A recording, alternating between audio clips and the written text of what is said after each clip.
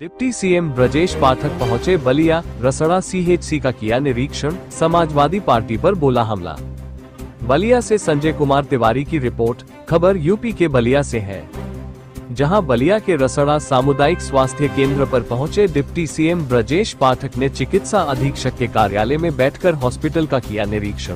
वहीं मीडिया ने सवाल किया तो पीछे से एक कार्यकर्ता शोरगुल करने लगा तो अपने ही कार्यकर्ता पर ब्रजेश पाठक झल्ला गए और कहने लगे कि आइए बोलिए, और कहा कि पूरे जिले की चिकित्सा अधिकारियों के साथ बैठक हुई है। वहीं गर्मी को देखते हुए सभी हॉस्पिटलों को निर्देशित किया गया, जिसमें सभी को शुद्ध पेयजल की व्यवस्था हो। सभी हॉस्पिटलों को साफ सफाई के निर्देश दिए गए हैं। यह देश की सबसे महत्वपूर्ण योजना है आयुष्मान योजना, लेकिन आयुष्मान योजना की बलिया में जो स्थिति है इस समय 45,200 मरीजों का इलाज हुआ है, लेकिन एक ही हॉस्पिटल आई हॉस्पिटल 26,000 मरीजों का इलाज किया, और जिसमें सीधे सीधे निकल के आ रहा है किसी मरीज का इलाज सही नहीं हुआ।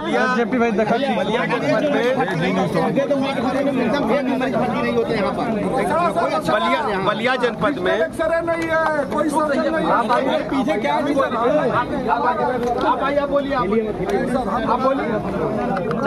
सर बलिया जनपद में स्वास्थ्य विभाग के पूरे जिले की समीक्षा बैठक हुई है।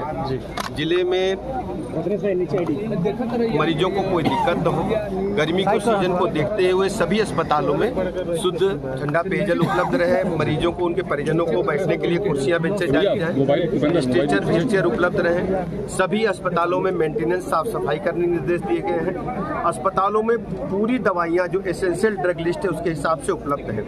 जो हमारे 5,000 की आबादी पर स्वास्थ्य आरोग्य मंदिर, हेल्थ वेलनेस सेंटर सभी खुले। कुछ अस्पतालों में टीकाकरण में लगने के कारण वो नहीं खुल पा रहे हैं, तो सीएमओ को, जिलाधिकारी महोदय को कहा है कि सभी हमारे स्वास्थ्य उपकेंद्र खुलेंगे।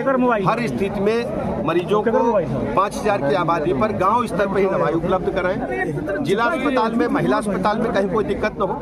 जो रसड़ा का हॉस्पिटल है सीएचसी, यहाँ पर एक्सरे मशीन की दिक्कत बताई गई है। यहाँ पर डिजिटल एक्सरे मशीन लगाने की डिमांड आई है, शीघ्र ही उसको स्वीकृत करके यहाँ पर लगेगा।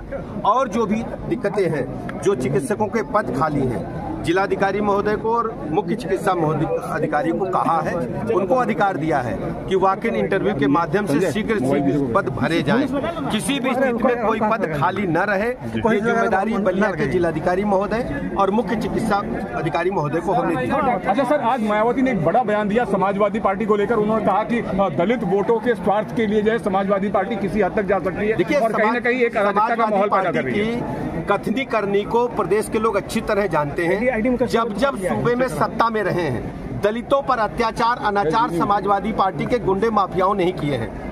आप अच्छी तरह जानते हैं, बहन मायावती जी पर जो समाजवादी पार्टी की सरकार थी उस समय, जो 2 जून का गेस्ट हाउस कांड है, कोई भूला नहीं है। जब ये पावर में आए तो दलित महापुरुषों की, बाबा साहेब की मूर्तियों को कई बार इन लोगों ने क्षति पहुंचाई है, और ये केवल बहुरूपीय है, वोट लेने के खातिर इस प्रकार के कारनामे कर रहे हैं। लेकिन जनता सच्चाई समझती है। समाजवादी पार्टी कभी भी दलितों का सम्मान नहीं कर सकती, दलित महापुरुषों का सम्मान नहीं कर सकती। सर, आपको अच्छी तरह याद होगा जब पार्लियामेंट में प्रमोशन इन रिजर्वेशन बिल आया था, तो समाजवादी पार्टी के लोगों ने ही बिल को फाड़ने का काम किया था। और उस समय समाजवादी पार्टी की सरकार थी।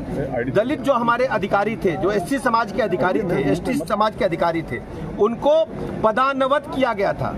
यदि कोई एक्सीडेंट था तो उसको एई और जेई बनाने का काम समाजवादी पार्टी की सरकार में ही हुआ था। समाजवादी पार्टी छद्म बेजदारी, केवल नौटंकी कर रहे हैं, और सच्चाई प्रदेश की जनता जानती है। इन्हें कभी भी प्रदेश जनता स्वीकार नहीं करेगी।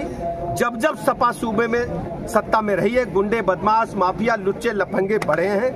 हमारी सरकार में गुंडे प्रदेश के बाहर है या जेल में है। अच्छा, वक्फ कानून को लेकर, संशोधन कानून को लेकर मामला कोर्ट में चल रहा है, क्या कहना चाहेंगे सर? आप अच्छी तरह जानते हैं वक्फ कानून माननीय न्यायालय में, सर्वोच्च न्यायालय में चल रहा है, और वहाँ के निर्णय के बाद ही हम लोग कुछ। अच्छा, मुर्शिदाबाद में क्या हिंदू सुरक्षित है क्या? देखिए, बहुत मुर्शिदाबाद, देखिए पश्चिम बंगाल में जो घटनाएं हो रही हैं, पूरे पश्चिम बंगाल में सनातन धर्म को स्वीकार नहीं किया जा रहा। ममता बनर्जी की अगुवाई में उन पर लगातार हमले हो रहे हैं, हिंदू भाई बहनों पर हमले हो रहे हैं। पश्चिम बंगाल की जनता समय आने पर ममता बनर्जी को इसका खामियाजा देगी और भारतीय जनता पार्टी की पश्चिम बंगाल में प्रचंड आयुष्मान योजना